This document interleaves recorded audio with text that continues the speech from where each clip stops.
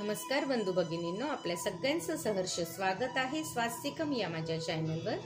आज मी आपल्यासाठी श्री देवी भागवत पुराणातील पुढील कथा घेऊन आलेली आहे। तरी आपण सगळ्यांनी हे श्रवण करावं आणि आपल्याला माझे व्हिडिओ जर खरंच आवडत असतील तर नक्कीच आपण माझ्या चॅनलला सबस्क्राईब करा, माझ्या व्हिडिओला लाईक करा आणि आपल्या आप्तजनांबरोबर शेअरही करा।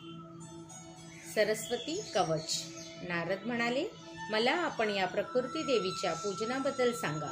श्री नारायण म्हणाले, दुर्गा, राधा, लक्ष्मी, सरस्वती आणि सावित्री या 5 देवी सृष्टीच्या विधायका आहेत। या प्रकृतीच्या अंशरूपा देवी होत। यांची संक्षिप्त मधुर रागरहित चरित्रे प्राणीमात्राला पवित्र करतात। आरंभी भगवान श्रीकृष्णाने त्या सरस्वती पूजन केले होते।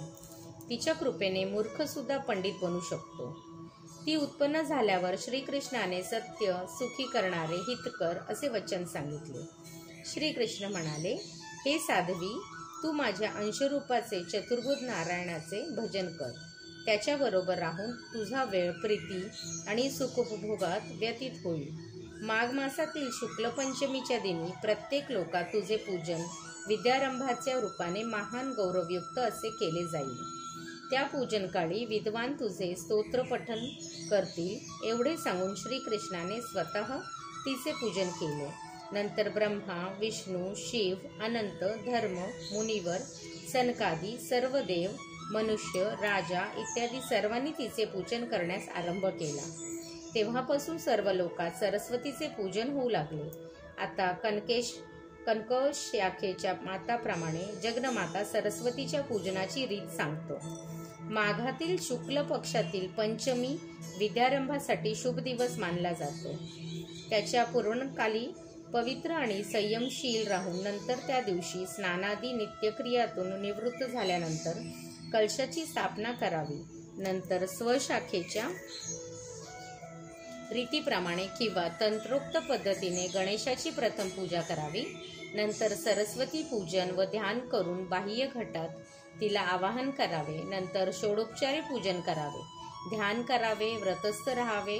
पूजेला नैवेद्यासाठी काय घ्यावे ते वेदातही सांगितले आहे। देशकालानुसार उपलब्ध शुद्ध स्वच्छ फळे किंवा अन्य खाद्यपदार्थ श्रेष्ठ नैवेद्य असतो। नैवेद्याशिवाय सुगंधी श्वेत पुष्प, श्वेत चंदन, सुंदर नवीन श्वेत वस्त्रादी देवीला अर्पण करावे आणि शंखाचा उपयोग करावा। देवीचे ध्यान करण्याचे भ्रम नष्ट होतो।